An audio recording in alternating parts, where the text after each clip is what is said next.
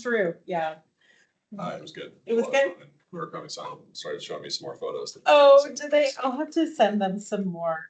And it has the Lime app, but yeah, they were.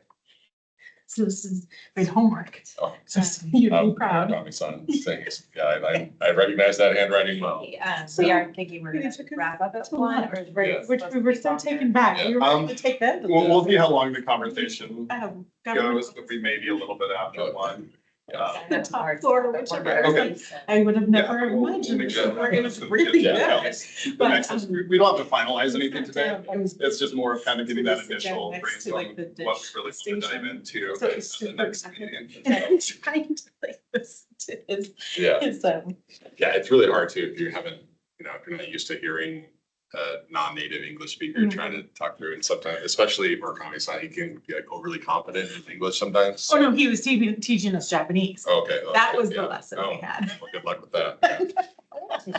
I failed it in Yeah. high school. Well, Yeah. yeah, that was, the funny thing in my lesson is like, I'm speaking it well enough now, they think I know more than I know, and so they'll just start going off in Japanese, like, oh, I know like every third word you're saying, like, Yeah. can we dial it back a little bit, so, So but I appreciate it. I did ask him 3 times what he did per word.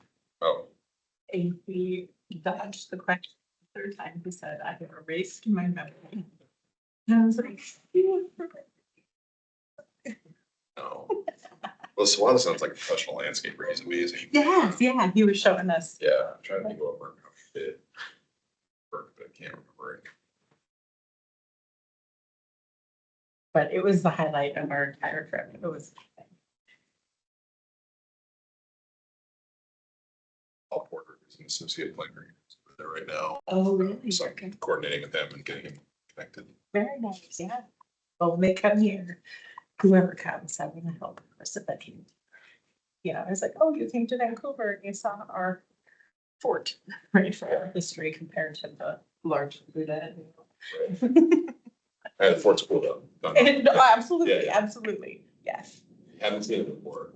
Look like everyone that has gone there every year would be your kid. Yes, exactly. New and exciting. Well, what they, we just had temple after temple after temple. to Yeah, people to yeah. go and visit, Yeah, so, the history yeah. there is amazing. Well, no, he was very complimentary about his time and how generous you were. Yeah. With your time too. Oh. Yeah, that's the note taking. Oh, Just-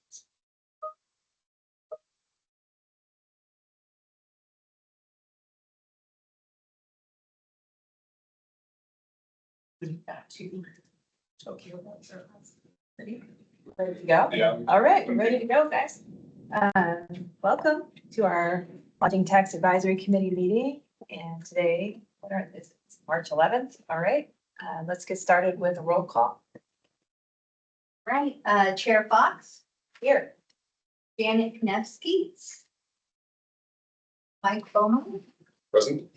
Carrie Robinson, Here virtually. Kyle Bird, Here virtually. Temple Lentz, Here virtually. and Christy Russ. Right, do we need to excuse any absences? Miss Janet, she's not gonna join us for sure. Okay. Would anyone like to make a motion? I motion to excuse Janet. Seconds? Second. All right, got a motion and a second to excuse Janet from the meeting. All in favor? Aye. Aye. Any Aye. opposed? Okay, Janet's excused. All right, let's move on to approval of the minutes. Did everyone get a chance to read the minutes? Yes. And not, I did have one small amendment that I sent to Callie already, so I don't know if we need a formal amendment or anything, but other than that, okay, what was the amendment? just a name change or name correction on attendees, so. For Mike, Okay, so it's just a spelling. did we get the changed minutes sent to us? Not yet, I just fixed them and then I was like, okay, I'll fix it right after. Okay, well, why don't you make a motion then to amend the minutes? Move to amend the minutes to correct the board members present to Mike Bomar from Matt Bomar. All right, I'll second that. Any discussion? No, you can't change your name. All right, all in favor of, the amendment? Aye. Aye. Aye. Aye. That's unanimous. All right, now a motion to approve the amended minutes. So moved. All right, second. Second. All right, motion and a second, all in favor? Aye. Aye. Okay, that's unanimous again. All right. We'll move on to community communications. And no one contacted. No contact. All right, we don't have anyone that wanted to join us or communicate with us today other than ourselves, so we will move on to the next item. All right, number 4, contract status. Yes. So this will be a pretty quick update. The Community Career Network opted not to move forward with submitting an updated application at times, so their money will be just carried forward to future grant cycles. And as far as the rest of the contracting status, we have all the contracts out with the exception of one, which is the Oktoberfest, and it's just a matter of getting the updated budget from the applicant to reflect what their actual award amount was and how they want to use the LTAC funds with the reduced dollar amount relative to what their application stated. So, yeah, pretty quick and easy on that one. Do they have a deadline for when they have to send amendments to just ensure that it's all final? I need to put a harder deadline on them with this at this point in time. Email communication has been a bit spotty. That's been the biggest obstacle. So I think putting a hard, firm date hopefully would encourage response. Maybe the date can be related to the date that we advertise for the next round of grants. Okay, yeah. Just so we know how much funding we have and. Yeah. And it's not something that we would leave that out there in perpetuity. It's just since their event is later in the year, it was not as high of a priority to push it through with the earlier in the year contracting events. But yes, I do think that we would want to have everything executed before we even start talking about next year's funding, what's available to us. All right. Any questions or thoughts? No, okay. Moving on to program requirements, past guidance and context. Yeah, so today, I know this feels like a bit of a deep dive into some pretty heavy content, especially for the newer folks. So we're gonna be providing some background and context on this. Really what this is diving into is what you all expressed as the priority of creating more formalized or at least updated program criteria and those pieces. Keep in mind. So what we're gonna do is we're gonna look at some of the past guidance that we've had around what LTAC requirements were. Then we're gonna touch base on why there would be a need for an update, which is for the new folks, we went through a whole grant revisioning process in 2024. And so we've gone through 2 cycles of grants at this point in time with the new approach. So I want to kind of talk about what those approaches are, how scoring may have changed since then, and then how that would impact what kind of requirements we would want to put on grant applicants going forward. So this, like I said, this is kind of a deep dive into content, but hopefully I will be able to provide you enough background and context and also ask any questions, and I will do my best to answer them so that we can move this forward. And then we have kind of an open-ended couple slides at the end of this that are a little bit more working slides yet again. The intent of this meeting is just to kind of have a rough outline of the things that we really want to address. And then our next meeting, how I have things planned out at this point in time would be that more deep dive workshop of actually finalizing what we want to put on our grant recipients as far as requirements. So yeah, we'll run through just kind of some of this background first, and I'll highlight the things that have been brought up by the committee, as far as things that we may want to look at, evaluate changes from the past. So the eligible applicants, that's pretty straightforward. Yeah. So I know we've talked about this quite often, but I didn't understand that we had definitively said they must be a marketing organization, municipality, or a nonprofit. So did we determine that they can't be a corporation? So this slide right here, the content is pulled from a document that was created in 2019 Okay, as the program guidelines, and I should have explained that okay, context. okay. So, that is an RCW piece Okay. with a bit of flexibility within it. Mhm. When we reviewed with legal in the past year, they did mention that it doesn't necessarily have to be a nonprofit. As far as a grant recipient, that was just a program specific requirement that we put on folks. And that's part of what this dialogue and conversation is Sure, about. sure. Like, how much of these do we want to maintain? What areas may need to change? And then we want to double check that to make sure that it's allowable within the RCW. Sure, sure. So for those that are newer to the community, my concern is if eliminating a corporation, each destination has very distinct amenities that they can offer. So a large corporation could come here and we may not have something that another destination has. Or a large sporting event might be a corporation, like a triathlon. And so to use the word must is what I feel like we might limit ourselves from something much bigger that as a destination, we may need to help contribute to get it here. That's a good point.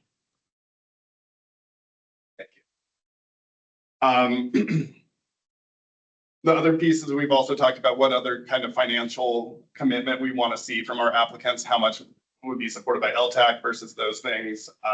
In the past, it was encouraged but not required. Do we want to build out a more formal structure around match requirements? Or kind of keep it more loose as it is right now? In the past, they also stated a grant minimum. We do not have that at this point in time. Obviously, I think with the length of our application and pieces like that, people are probably not filling it out for $500. But at the same time, again, that was something that was put forward in the past as a requirement. We do not have that in place at this point in time. I don't know if we need to or want to do that. The next one is something that we've talked about a lot, would be the idea of where the event is located. So this is one of the key pieces that we talked about wanting to formalize this year of if an event happens outside of Vancouver, what is our comfort level funding, something like that? Or what, if we are interested in funding events that happen outside of the city limits of Vancouver, what kind of requirements would we want to put on the applicants? We do have a current grant right now that happens outside of the city limits of Vancouver. We put the requirement on them, asking them to have a block of rooms reserved within the city limits of Vancouver so that there is still the benefit within the tax collection area. But that was not a formalized piece.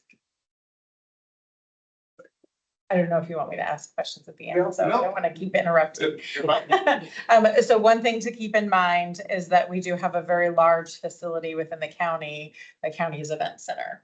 And so if we restrict to the city limits, then we would be eliminating any opportunities. I think there was a large bodybuilding event that didn't end up applying, but was looking at us for a destination.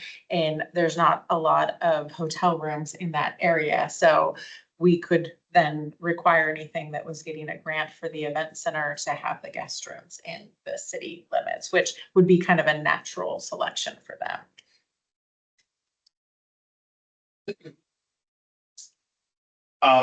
Also, within the previous old requirements, it stated that the grant funds had to be expended within the calendar year of the award year. So if it was a 2026 grant, all funds needed to be expended within that year. We've had a little bit different flexibility or approaches with some of that. Again, we have a current pending contract for an event that will be happening in January of 2027. So the expenses will happen in 2026, any of the marketing and those pieces, but the event won't happen until 2027. So do we want to have kind of a criteria around how to handle those early in the year events to give them more flexibility with what they need? Another piece with that is obviously when we're talking about more of the capital projects and those pieces, when more of those proposals come through, that's not going to get done within a calendar year, most likely. An example of that would be the Civic Plaza that was approved for Waterfront Gateway 2 years ago at this point in time. Those funds have not been expended, but there is still the plans to move forward with that project and utilize those funds to support that process. Do we have, going back to kind of the reporting that we need to do from the state side, is there a restriction on how long we can hold funds and not spend them? Yeah, like, is there like a There's- limit to how much of a kind of a bankroll we can have? From what I have seen, there is not. We can do a little bit of additional research on that. One of the pieces of extra consideration with that is, the city is required to maintain a reserve to support debt service for the convention center. So it doesn't state that it has to be from the tourism fund, but if that is the decision that is made, then an X amount of dollars need to be held in a reserve to support future debt service obligations for that. So we are sitting on older funds at this point in time. There's not a timeline of if it's collected within this year, it needs to be expended.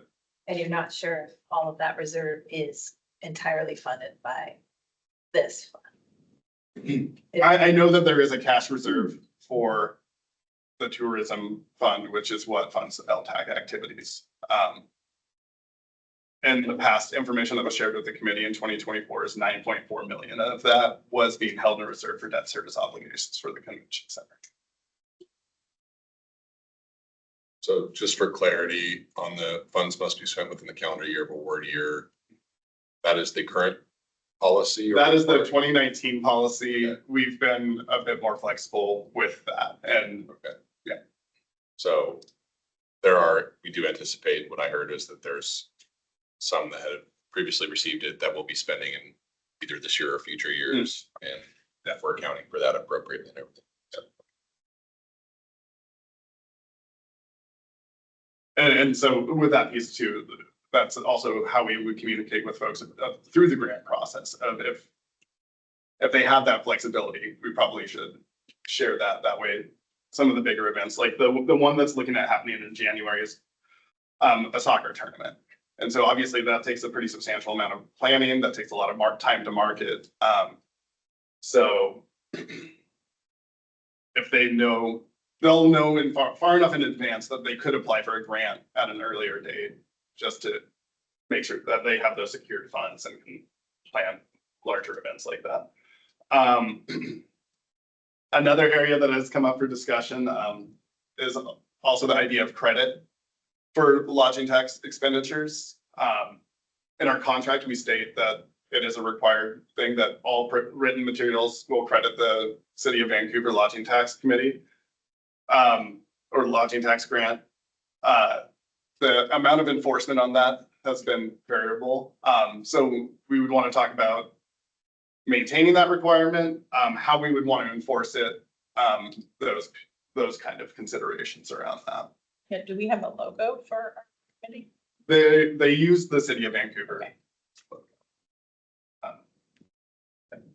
Do we provide that proactively then when somebody receives a grant? That would be a piece of the process that would be good for process improvement, yes.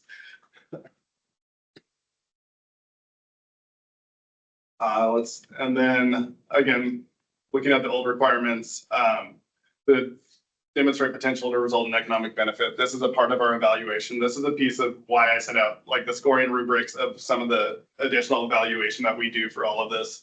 Again, didn't expect you all to read that. I wanted to kind of touch on them at a high level here. But I feel like that was helpful background and context, especially for people that are trying to catch up to everything that we're trying to do here. So that's a high level, just kind of the past program requirements. The next step, the next slide, we'll be going into just kind of why now is a good time to reevaluate this and change. And as I mentioned, we went through in 2024, we went through kind of a re-envisioning of the grant process. Through that, we changed the structure of our grants pretty considerably. The amount of money that we have available to us is quite a bit more as well. I just recently did a 5-year analysis of funds for lodging tax and just the tourism fund in general. And back in 2021, we only awarded about $250,000. And so this last year, we awarded, for 2026, we awarded a little bit over $1.7 million. So this grant program has grown a lot. So with that, I think formalizing and updating our requirements to kind of reflect that increased financial capacity is really important. Andrew, was that a reflection of COVID or pandemic impacts in terms of capacity, or are there other factors that we would?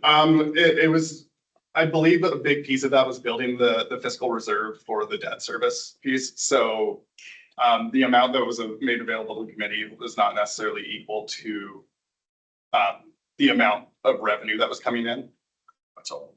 Yes, So, and also occupancy in Vancouver grew substantially with the waterfront hotels from that time frame. Thanks. Probably new hotels have opened too. Maybe. yes.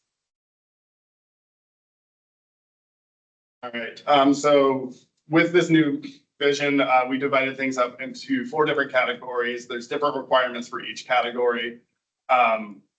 Again, all of this is on the webpage, but I'll dive into it just at a high level, just so we can get to kind of the next step of talking about what we want to do next, what we really want to address. But with these 4 different grant types, the cultural enrichment grant is meant to be kind of more of an incubator grant. It's smaller scale. This one is the only one that we have a grant maximum that is a recommendation, not a firm amount. But there, like I said, at this time, there's no minimums. In the past, they stated a minimum of $5,000. For the cultural enrichment grant, the cap is at $5,000, unless there is a demonstrated need and justification for additional funds, and there are funds available, and LTAC recognizes the significance behind those. Or we can encourage them to apply for the large event. Right. Right, yeah. Yeah, the large event and festival is a little bit more open-ended. Cultural enrichment grant, also another key element that we don't necessarily need to formalize within our standards and criteria, but we would want to finalize as we get closer to the grant process. If the cultural enrichment grant has 3, we ask that they receive the grant no more than 3 times. So there is term limits in theory with that as well. The large event, we stated 2 years, so we have different, or 2 times receiving the award. So we have different numbers of awards that based on the category. And now that we're in year 2 of following these new standards and criteria, we are actually coming up to the deadline where we'll have to start making some of those tougher decisions about how we want to enforce that 2-year limit, or how we want to evaluate this. Because we do state that if there's a 20% increase, if they can demonstrate new programming that result in a 20% increase in attendance, or reaching a different population or demographic, that they would be able to continue applying for the grant. So we'll need to formalize a little bit more of that process as we get closer to the grant timeline. If we have the time and bandwidth to incorporate all of that into our policies and procedures, we can do that now. I feel like that's a pretty nuanced question, and it's going to take a lot of extra work on our part. Really quick, I'll just kind of run through the folks that will be impacted by this going forward. We have the 4 Days of Aloha that has received the grant 2 times since we implemented this policy. They have been a year after year applicant recipient delivering, as one of the committee members last time stated, kind of a marquee event for the Vancouver area. So if we're looking at no longer funding them, we are funding them at $50,000 this year. That would be just a consideration that we would want to have of what kind of impact taking away a funding source like that may have on some of those events. With that one too, they've been longstanding in addition to our requirements, but believe we weighed heavily that they were adding new programming with what was the drain machine? Yeah, so I don't know if we'd want to consider if they received it 1 year, grew attendance by 20% 1 year, and didn't grow again, would they be on year 2 of whatever we're measuring them on? Yeah, and does the does the time, the count start over if you could increase by 20%? And then, Yeah. yeah, so just formalizing all of Mhm. those elements of how we want to enforce those limits. Vancouver Go Fest would be at year 3 for this application. Vancouver Holiday Market as well. Vancouver Arts and Music Festival, and they received $95,000 this year. So again, that's another big piece of funding, but also the impact on the event there. Apple Tree Marathon has received it 2 years since we've implemented this. Same with the Columbia River Triathlon. So just thinking about that context as we're looking at those things. And we can provide a little bit more financial analysis as we dive into this a little bit more as far as how much of the event funding is coming from LTAC versus what they're able to generate through ticket sales or other event revenue. But again, I just wanted to give you kind of a general overview of what kind of events we may be facing some tougher decisions on this year.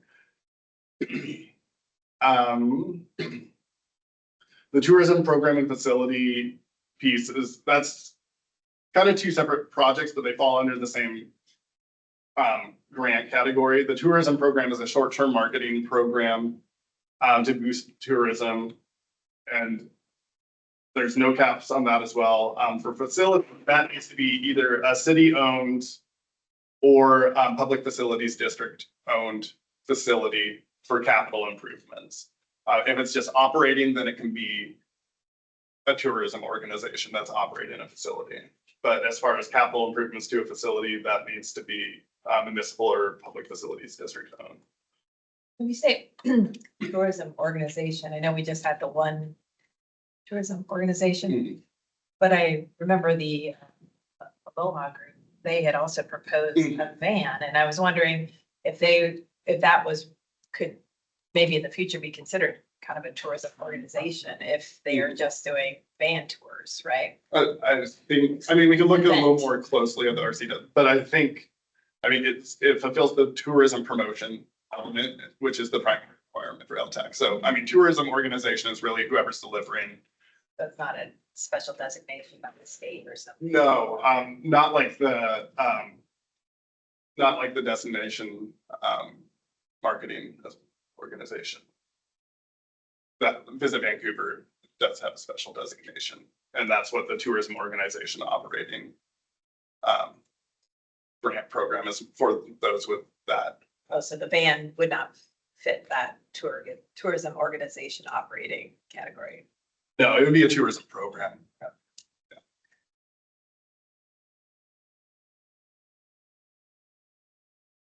Sorry, I misunderstood that question.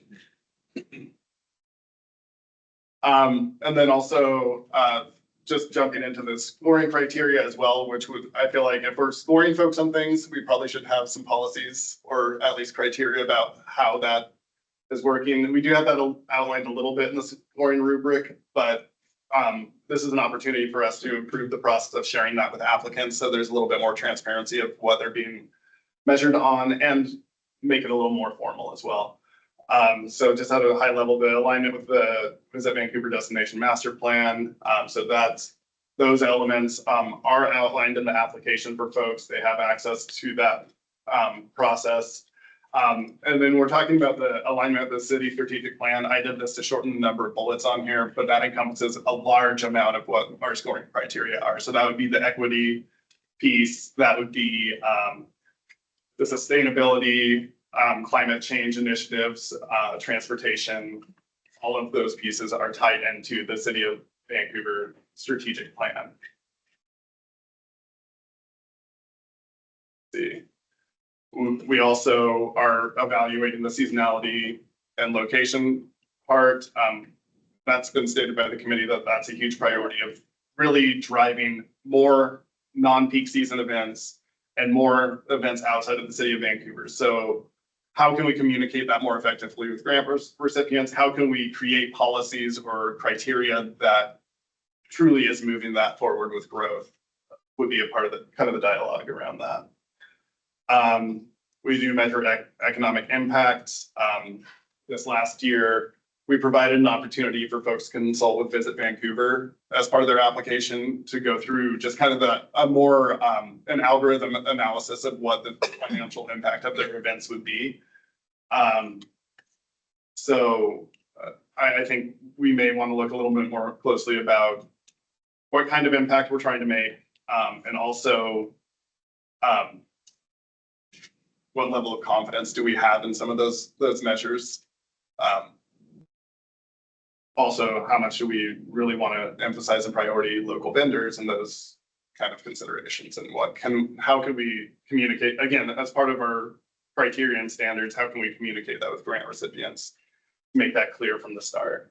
Last year, we only had a few that actually met with Visit Vancouver, right, out of all of the applications. Yeah, I'm not sure the actual I number. feel like it was only like 3 or 4. Okay, I feel like it was yeah. low. Do you guys remember? I think more did than what they represented, and it would be great to see how they retained or was executing that advice or guidance too in that presentation. So I don't know if there's more suggestions we can put into, I don't want to require more things if they don't have that ability, but suggest for them to include that in the presentation.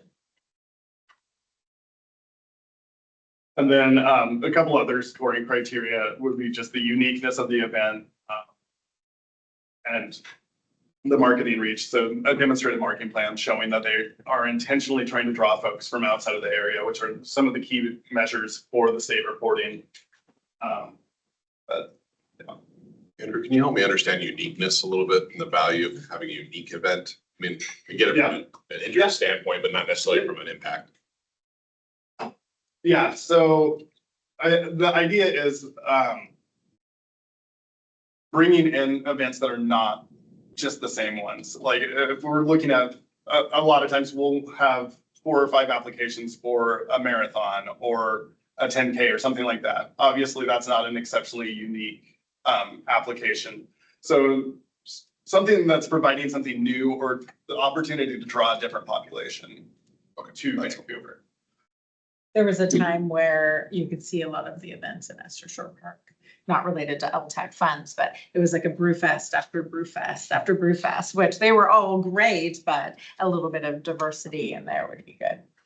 Yeah, I think what you said about reaching different populations or different interest groups I can see the value in that. So that's helpful. Thank you.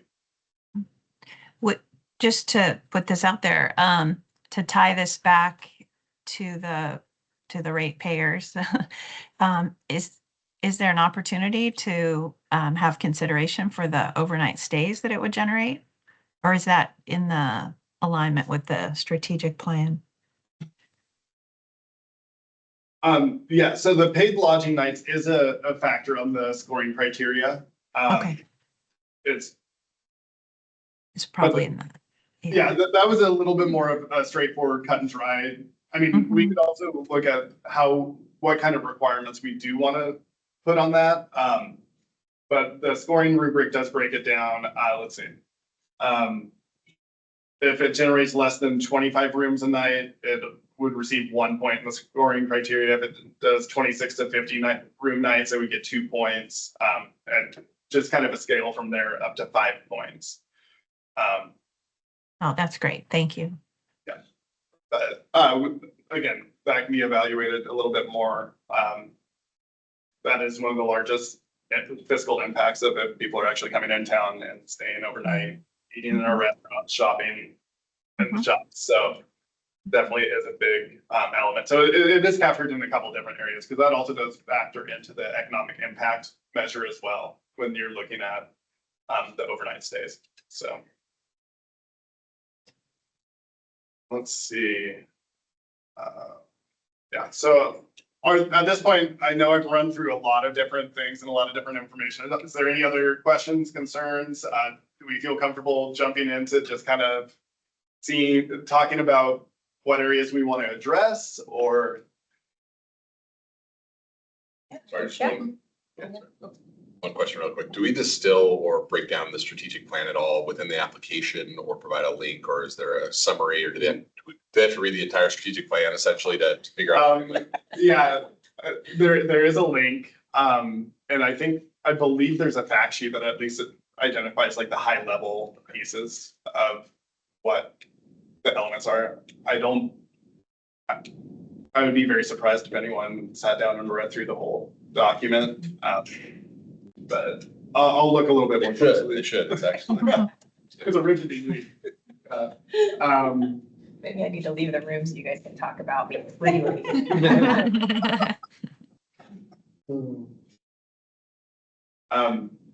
But yeah, so a link is provided, and I do think there is that high level summary of what at least the main areas that we're trying to address within that, so. Right, I think we are at the point where we could just jump into doing some work. No other questions at this point in time?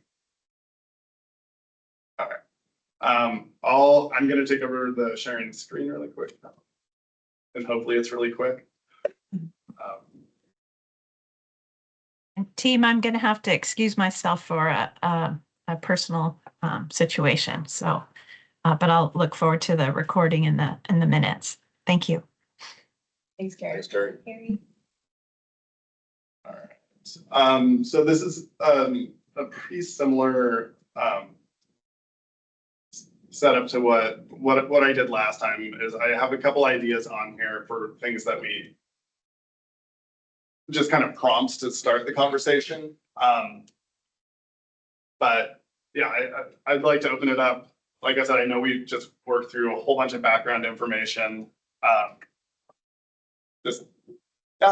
like to hear your thoughts about what we may want to keep, what we want different, or things that we may not have even talked about at all that are important to add in. Well, with your first, the grant minimum, Mhm. I think that based on just the variations of the grants and where our festivals are at, I don't know if we need a minimum or maximum, Yeah. with the exception of the festival. Or the cultural events, since we are more generous with our flexibility of rating them because they're just starting to get their feet under them. Does, so if no minimum is needed, as far as the stated criteria, does continuing to have a maximum or at least a recommended maximum amount for the cultural enrichment grant continue to make sense to everyone? I think it helps convey to the grantee what they can expect. Because if they're coming in and thinking they're going to get $100,000 grant, you know. Yeah, and we doubled it. It started out at 2,500, so increasing it to the 5,000. Yeah. So I'm tracking appropriately. We currently or previously had 5,000 as a minimum. Correct. We're saying we don't need that. Have we ever before in the recent history not had a minimum? The level of enforcement on some of these program guidelines was always a little bit, so I would say even going back over the last 4 years, we've had grants under $5,000 last 4 or 5 years. So even when we had that as a stated requirement, it didn't always be enforced. Maybe instead of it being a requirement, maybe it's just putting out what the amount of the grants could be. So again, if someone applies for a grant and we turn around and say, we'll give you 1,000.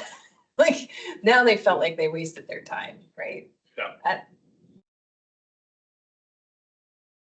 Yeah, I think similar to Councilor Bach's comments, I would just want to set the right expectations and use whatever guidelines we have. Set the right expectations and from an administrative side, not getting a lot of $100 grant requests or things like that too.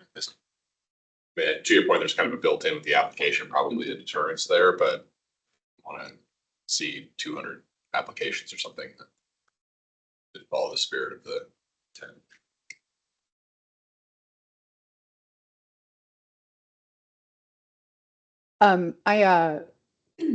I think that having a minimum can be helpful, again, for expectation setting.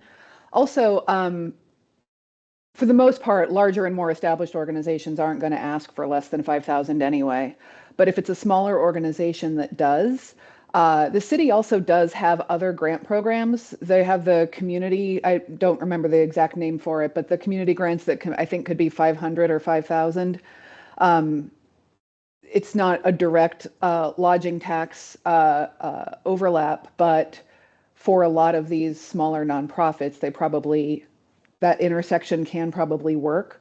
So if we're looking to improve tourism in the community, I think it's reasonable to think that an organization should be looking for maybe more than 5,000. So as a guideline at minimum, a minimum could be good. And on the maximum, I'd also suggest that helps with expectations. We do have applicants who will ask for as much as possible, and that's fine. But I think that conversations we've had in the past, and I know we have different folks on the committee, so it's worth discussing what our goals are. But that these are supposed to kind of help things get started. They're not supposed to be full funding. That they're supposed to be a part of bringing this thing to fruition. So some kind of a cap or recommended cap. Maybe a lot of these should be recommendations as opposed to requirements. That was my thinking on other parts of the list.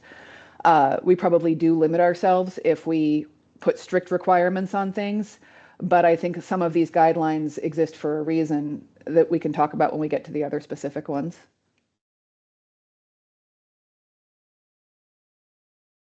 I was thinking about the questions around the alignment to the strategic plans, both to the cities and the destination master plan.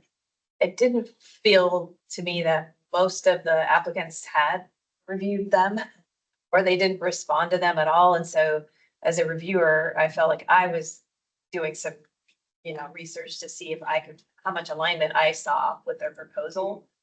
So I am wondering, how valuable that is at the end of the day. It felt like a lot more work on me than maybe I needed to do, but because I wanted to give them some points.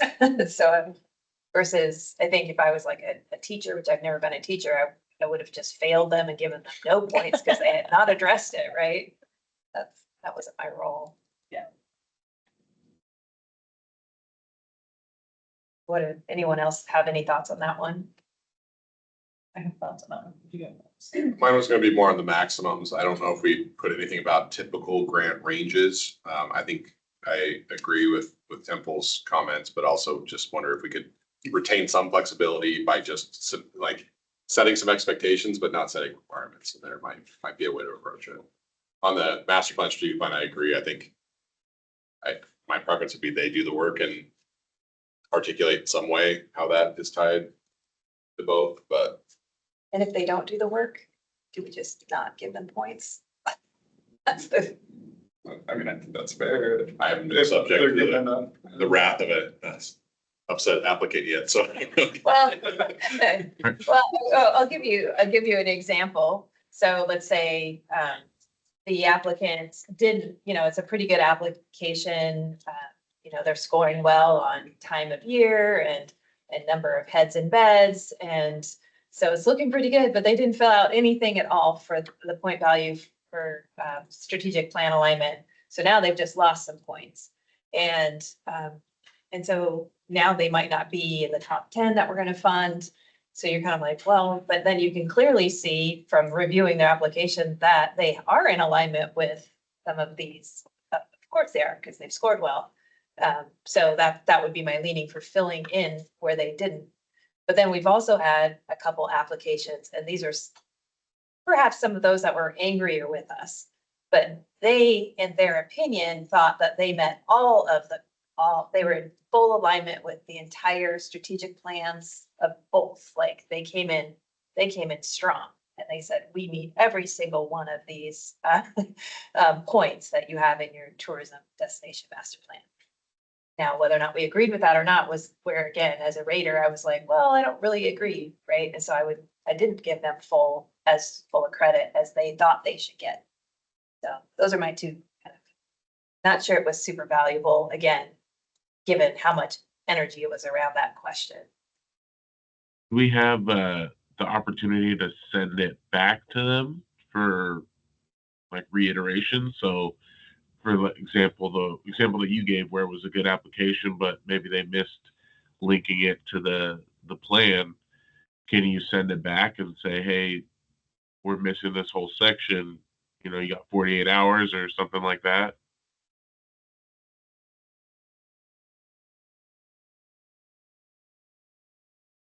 Historically, we have not sent back applications. The area that we've been able to get additional context on some of those things would be during presentations from the organizations. And we have sent targeted questions that asking them to address those during their presentation.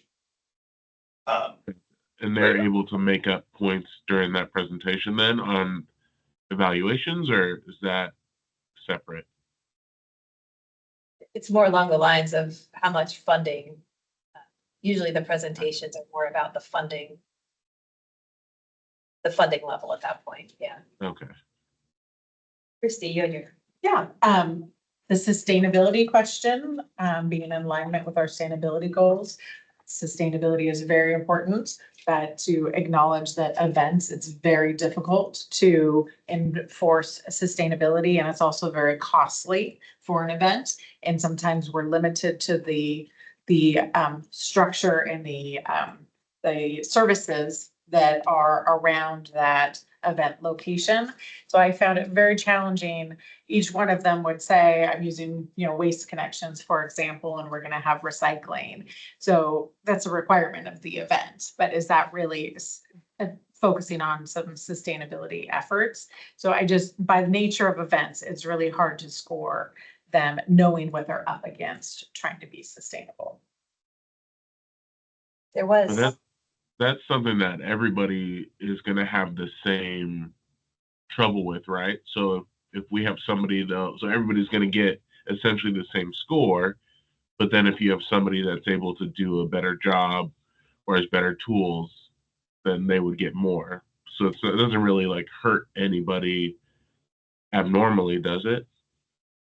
That would be if we're all scoring the same. Oh, okay. Yeah.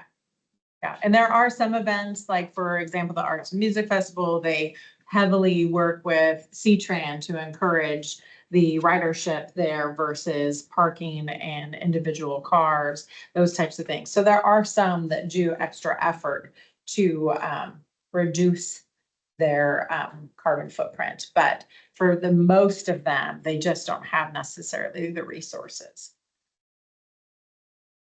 yeah, there was a few proposals where they were planning to hire this consultant group that I actually looked up that group. I can't remember their name now, but they were supposedly known for adding that extra green sustainability element to events.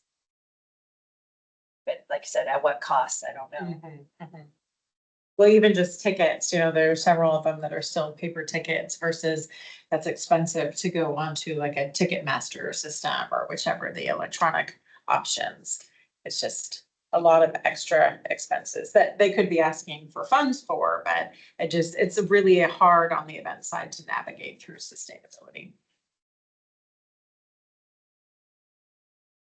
But when I was looking at that particular one, I to your point, Kyle, I think most of them, it didn't hurt them if they just said Waste Connections as far as whatever base score. I was giving them all of them that said Waste Connections all got the same score, but it was the ones that showed that extra effort that got more points. They had hired that other firm, or they mentioned C-Tran, or they mentioned carpooling or something, and that they got additional points. I agree with that. And I think since it's one of the city's priorities to emphasize sustainability, that's part of the reason this is in here, is to continue to make these events align as best as possible with those city priorities. So part of it is is ensuring that they're thinking about it and that they answer the question seriously. So whether or not they can, I think it's true that, or rather, I agree with Councillor Fox. The folks who really just did the bare minimum kind of got the same score. The folks who did a little bit more got more for me.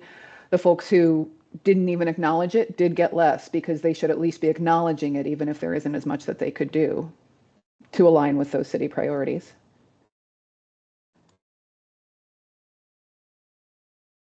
Do we know if like the Parks and Recs department have any resources or guidance on how to make your event more sustainable? So we could put some supplementary documents on the site that encourages them to think about different things. I can follow up with the events team.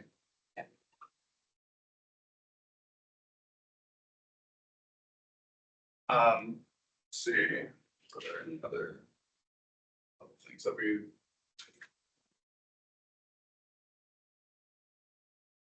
The other piece we have is formalizing the criteria about being inside or outside the city limits. I noted that we should talk about. Yes,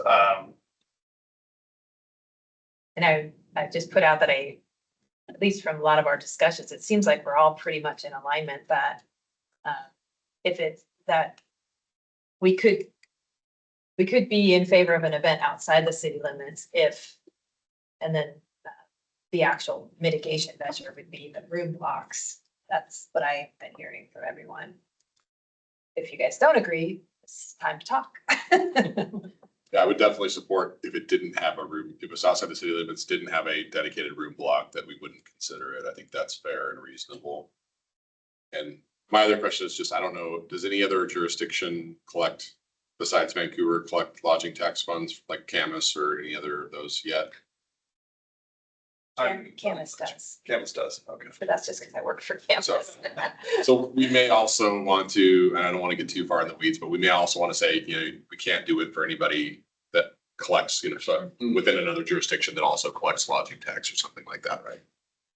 So unincorporated is probably still in play, but maybe not other.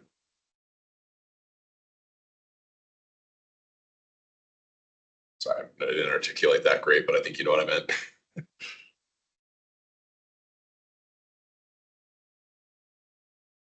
No, it makes sense. So the event would not be within other jurisdictions, like also collect lodging tax. Because the theory is the resources are already there for them, Yeah. so, yeah. I know Battleground collects lodging tax as well. But again, so many of the areas here, there's so few lodging options. What is the actual revenue stream? But Camus would have a revenue stream. All right. I think generally that just kind of encourages to be as close as possible to, I mean, there's other economic benefits besides the root blocks too. So I think that is a fair limit. I think another easy one for us to cover would be that calendar year question. Mhm. So when you are advertising for these grants, is it just a matter of you saying that they need to utilize the funds within that calendar year? And so maybe we just need to say, maybe within, I'd say, because we're trying to hit that winter, right? We want to have some winter events. So the event has to be between, January 2026 and February 2027 or something like whatever that, 14, 15 month time frame instead of a 12-month time frame, maybe. That cover us or maybe we say it's between if we're doing 2026, like a February 2026 to February 2027. Maybe that makes more sense. Or we just change our 12-month period. I don't know. It doesn't seem like it seems to matter from an accounting standpoint.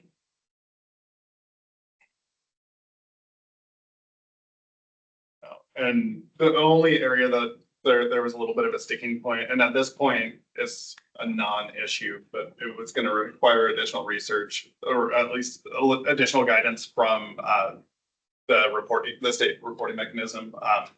The reports are what lodging taxes were expended this year, what were the outcomes associated with those? So obviously, if the lodging taxes expended in 1 year, but the outcomes don't happen until the next year, what would that reporting look like?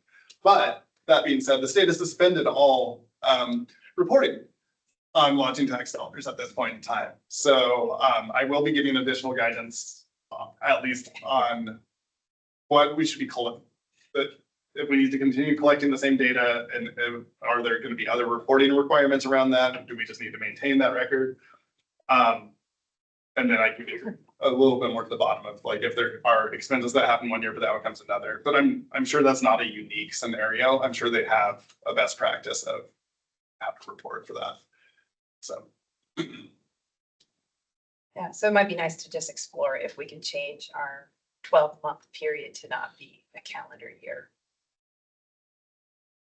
Yeah, I'd certainly support any language that helps basically give enough runway for all seasons that would make sense. I wonder if, without making it too complicated, if you would just say any kind of the extension beyond that would require like LTAC, coming back to LTAC with an explanation of why you weren't able to. So at least incentivizes them, but doesn't block if there's some valid reason why they would need to extend. I think our last and new question, which I've left for exactly 1 o'clock almost, was we were talking about what are we going to do about the regular events that are coming up on their second year. I wasn't part of that original conversation, so I am definitely have no loyalty to 2 years and why 2 years was picked. I guess maybe that would be a good place to start. Yeah. I think for the history of these funds that have been received even before our committee, even though there's a few of these that have they're on the 2-year mark, they're on a 5, 10, it was a significant year of funding. But the caveat to that, to not eliminate them, is to really show that growth, that 20% growth. So I don't think we have to go into the mindset that these 5 are a no. It's that, do we somehow communicate with them in advance to say, this is where you're at, and your planning for the event really needs to focus on that 20% attendance increase. What I recall, a lot of the conversations about that, and Temple can kind of chime in here too, is that just trying to make sure that we were not just refunding the same events over and over again and giving other events that exposure.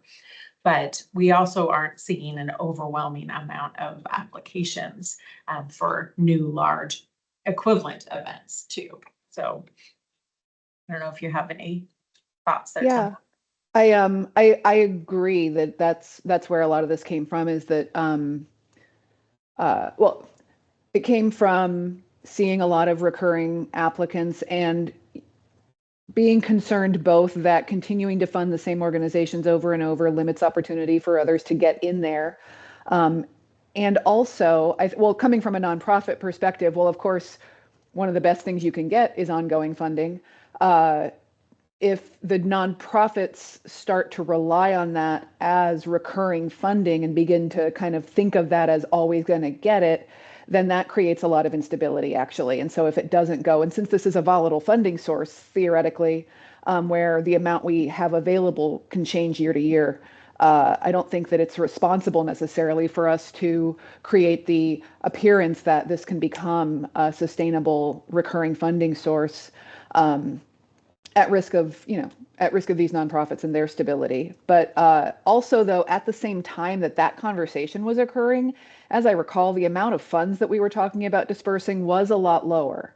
Some of the reason that fund was lower was because there weren't the new hotels, those sorts of things coming out of COVID, but also the amount that the city gave us access to was lower. So we were in that much smaller range. So when you have this more competitive pool of funds, wanting to open it up to allow other opportunity was, I think, a part of it. From my perspective, I think that the adding some kind of a change, whether it's growth of event or adding a new component or program to show that it's continually changing, is an interesting way to get about it. We're not saying this organization can't apply. We're saying, show us how the event is changing from the benefit of these funds to allow that to happen.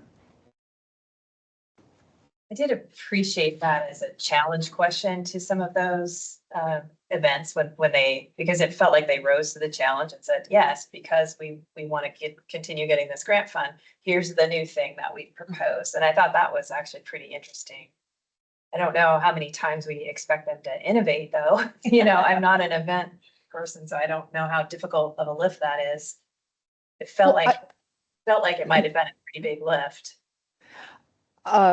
I agree with that. And coming again from the perspective of an agency that could apply for some of these funds, that expectation of continue to innovate, continue to grow is pretty burdensome. But that's also from the perspective of I want to go back to this well over and over and over again, and now they're telling me I can't.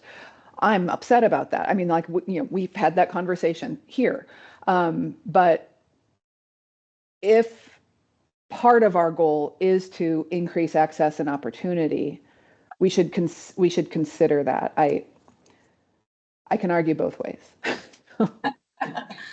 The part of growing the event by the 20% too is that there are very few applicants that truly do hit the mark on the overnight guest rooms, and for them to attract that individual to actually stay the night, there does need to be some significant change to events, because when we go through that evaluation process, you will see that's why we have started from 0 to 25, right? If you looked at the ratio of the funds that we're distributing to the tax dollars that they're generating, it's very out of sync. So to challenge them to really get past that, to innovate, I think is very important. Yeah, I agree with what's been said. I would say perhaps we just note that either 20% growth or new audience, like so something that's going to attract a new or out of area audience, something like that would be consideration. Yeah. How are we comfortable with their estimation that they're going to bring in 20% more? That part to me, I wasn't really sure how, again, what's the basis? How are we saying, we feeling confident that they truly are going to bring in 20% more? Yeah, that's a great question. I think for the example I would use is that 4 days of Aloha was one of them, to reference that, in where they said that they were targeting, they haven't contracted yet, but that new performer would then make me feel confident that they are doing the efforts to increase that attendance. So I think we're looking for something very significantly changing that structure that encourages it, but of course it's hard to measure too. Right, so if it's someone that has received it based on that, let's say they said they were going to grow by 20%, then if they were applying again, I would want to see some sort of proof in ticket sales, the measurements that Visit Vancouver is allowing them to have access to at that point in time, data, those types of things. Do we have any thoughts around the, what is it called? The cultural, kind of going back to that one. Why I was thinking we should go back to that is someone had said, I think it was Temple, but it's, we don't want to be a fund that folks totally rely on. But then I was thinking, if you are one of the organizations that's proposing a new event, you actually could use some stability. And so I'm wondering how comfortable we feel with, and if we even can do this, but actually give them assurance that they've just won a 2-year award instead of a 1-year award. So they're still getting a $5,000 award for 1 year, but they also now can count on that $5,000 award for next year. Just throwing it out there as like a stability for a new event to get going. I definitely can see that, and work often with groups that have a need for that. I would say we would really want to look at the contracting process of their venues. I think we've seen a lot of variation from application to actualization, and I'm not even sure if venues are contracting that far out. So the commitments that they would need to make to say that they are going to actually do it under that scope of work too, I think would need to be part of our consideration.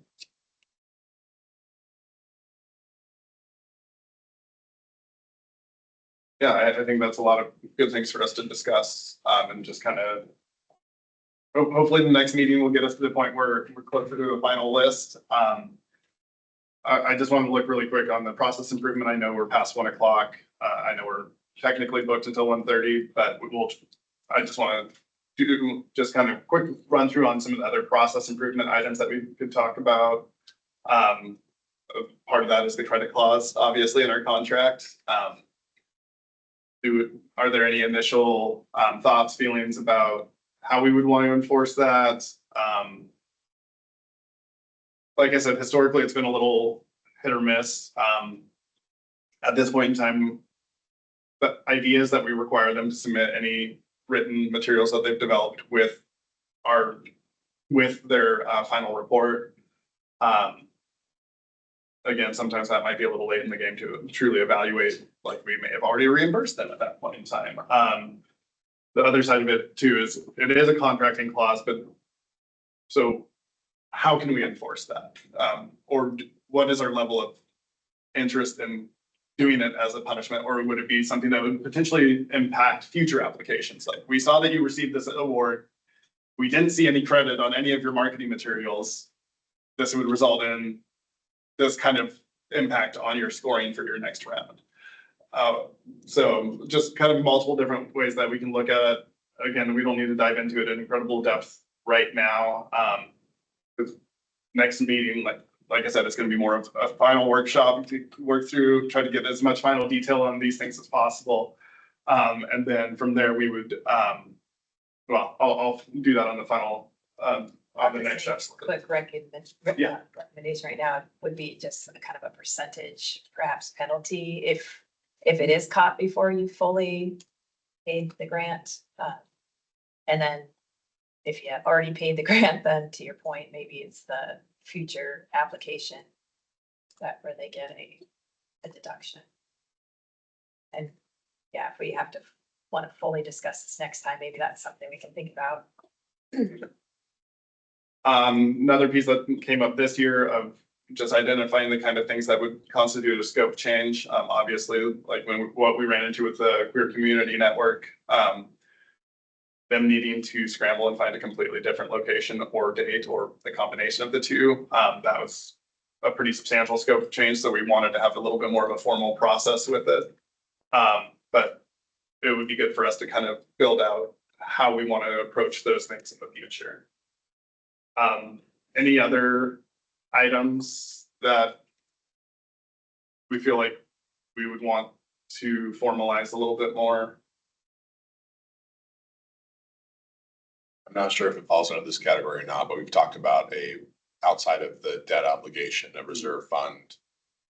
And so I don't think it needs to be in an application or anything like that, or for the process for the applicants, but for just our ability to have that flexibility. But certainly we could talk more in depth about whether or not we want that, but that's interesting, particularly for like a catalyst type, holding some type of non-restricted reserve fund for some larger catalyst, whether it's a sporting event, a FIFA type, thing.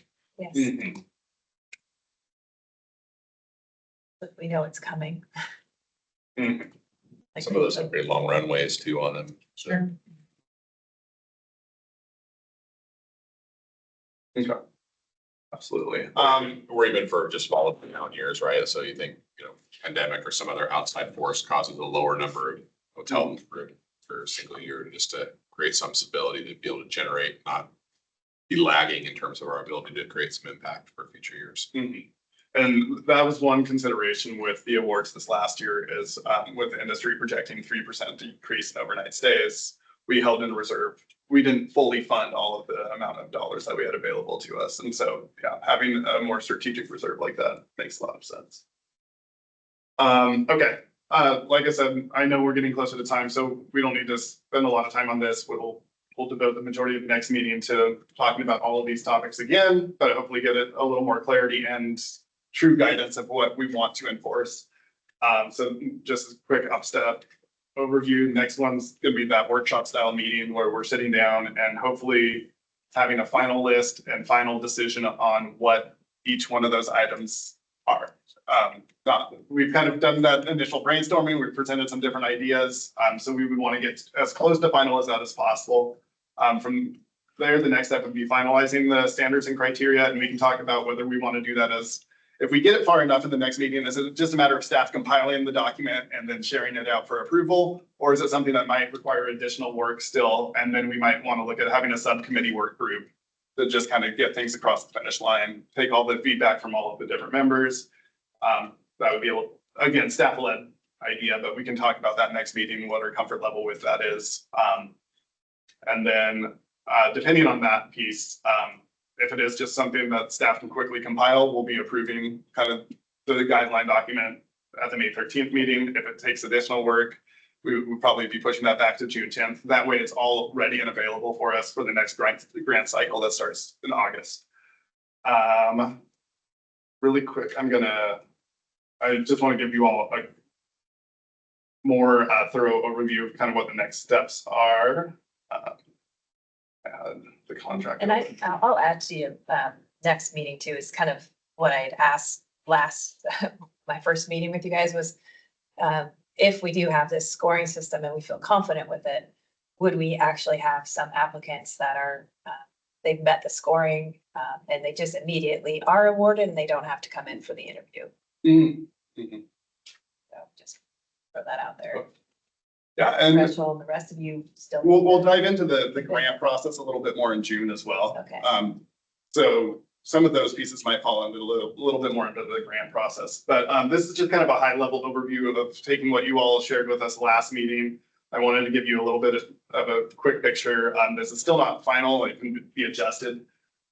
And this is very tiny, so let's see if I can get this big enough. Anyways, so for the April meeting, we're looking at a standards and criteria workshop.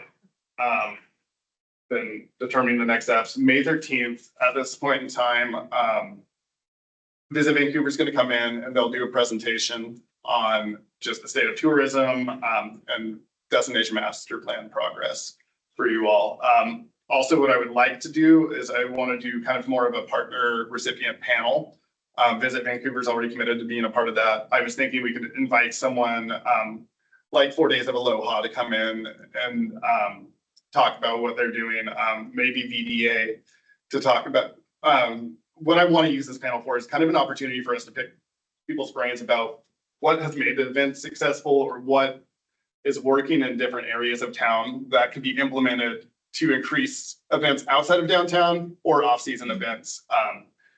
And also I was considering inviting Sean from the special events team just to talk about maybe what facilities are available outside of the downtown area, other barriers or obstacles that he may have run into working with people that are applying for permits for off-season or out of downtown events as well. So if you all have any other ideas for folks that you might want to hear from, that's just kind of a rough outline of what I was thinking for the May meeting.